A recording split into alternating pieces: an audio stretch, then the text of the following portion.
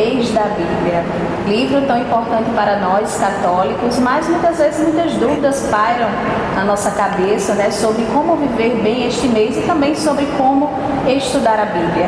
E para falar mais sobre este livro, o livro dos livros, eu converso agora com o Padre Robério Camilo, ele que é mestre em Bíblia. Padre Robério, seja bem-vindo ao Web TV Apresentação. De que forma as pessoas podem viver este mês da Bíblia? Primeiro, por que setembro, mês da Bíblia? Bom, setembro, comecemos então por essa, o setembro, mês da Bíblia. No mês de setembro, a igreja festeja a festa de São Jerônimo.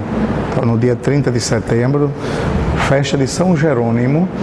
E São Jerônimo ele é muito importante para a Bíblia porque foi ele que traduziu a Bíblia do grego para o latim. E deu origem então a uma tradução muito importante chamada da Vulgata.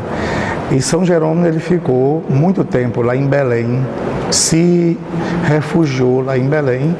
Para os que já tiveram a oportunidade de ir a Belém, na Igreja da Natividade, tem a Gruta de Belém, a Gruta de São Jerônimo, onde ele foi lá e traduziu então a Bíblia. E foi uma coisa muito interessante, porque ele já teve a preocupação de traduzir, mas pegando já do hebraico, pegando do grego, tá? Então, para poder e deu origem então a uma tradução que foi então a mãe de todas as traduções durante muito tempo. Agora, depois da Segunda Guerra Mundial, que com a edição da Bíblia de Jerusalém, com o avanço da pesquisa no mundo da arqueologia, no mundo bíblico e na abertura também da literatura, olhar a Bíblia como literatura antiga, então isso possibilitou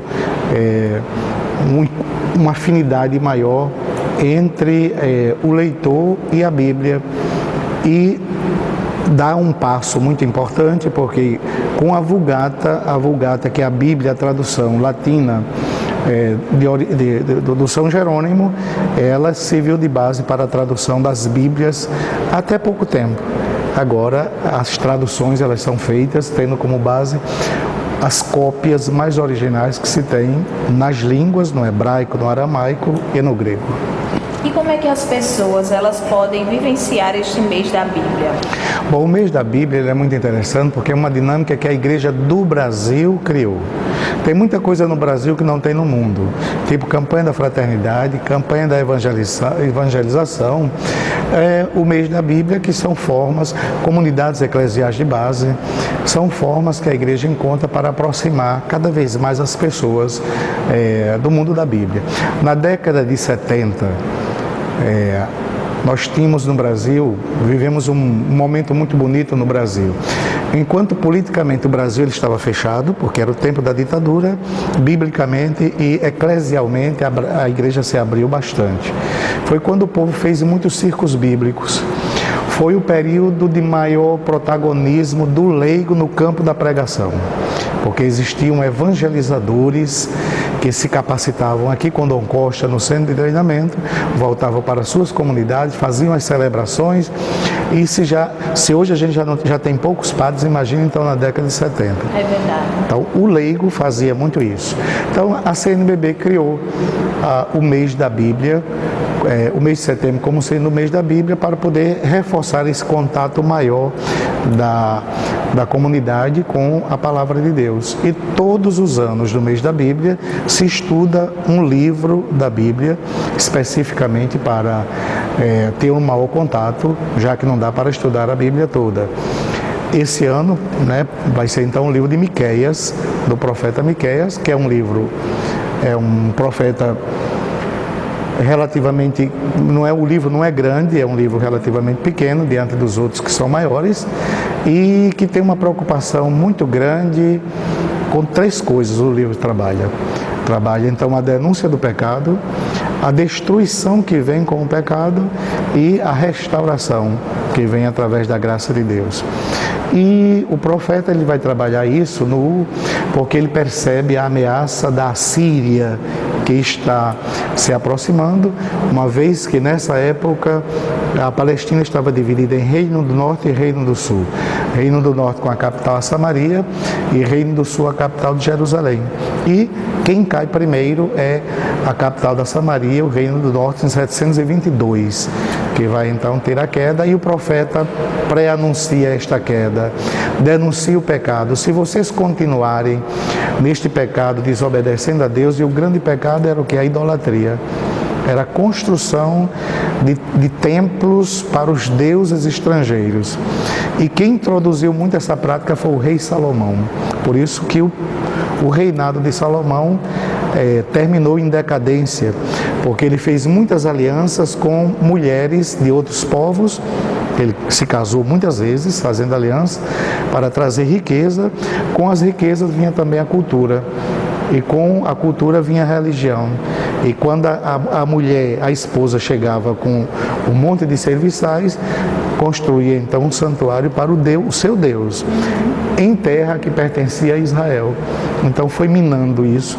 Os profetas então têm grande problema, grandes trabalhos, exatamente para alertar a comunidade contra isso, contra o grande pecado daquela época, que era então a idolatria.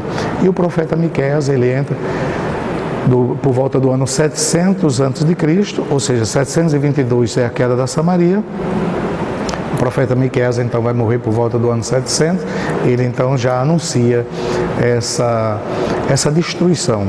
Então, trabalhando o livro, trabalha então, repita esses 3 pontos: o pecado e suas ameaças, a destruição que vem com o pecado e a restauração que é possível quando a pessoa se volta então para Deus. Padre, e assim, no mês de setembro, a CNBB nos instrui a estudar um livro específico, né? Já que a Bíblia é composta de vários livros. Mas a Bíblia é para ser estudada o ano todo. Exato. Mas muitas vezes a gente tem a dúvida por onde começar a estudar a Bíblia. A pessoa pode começar por onde ela quiser. Então não existe, olha, o certo é você começar pelo livro do Gênesis, ou o certo é começar pelos evangelhos. Depende do interesse da pessoa. Tá? Por onde começar, seja perseverante. O grande problema da leitura bíblica e do estudo bíblico é a falta de perseverança. A pessoa vai lendo, depois ele desiste. A gente tem a vida inteira para ler a Bíblia. Então não precisa ler nem com pressa. É o tipo de literatura que a gente não lê com pressa, porque a gente não lê pensando nos outros, a gente lê pensando na gente. Então é a palavra que é viva e que gera uma vida ainda hoje no meio da gente. Então, por onde quiser começar, o que não vale é não ler. Isso aí não conta não. Comece por onde for, mas comece a leitura da Bíblia, porque a gente tem a vida inteira para ler a Bíblia. Padre, e também em algumas paróquias aqui da Arquidiocese, né, de modo geral, existem aqueles grupos de estudos bíblicos ou escola bíblica, né? Então, qual a importância desse tipo de atividade? Bom, é uma herança que nós temos depois do Concílio Vaticano II, porque todos nós sabemos que antes do concílio o leigo não podia pegar na Bíblia. O leigo não podia ler nem estudar a Bíblia. Graças a Deus mudou, e hoje há um incentivo geral nas paróquias de se ter, então, até seja a escola bíblica ou escola da fé, contanto que exista um lugar para a catequese bíblica na comunidade.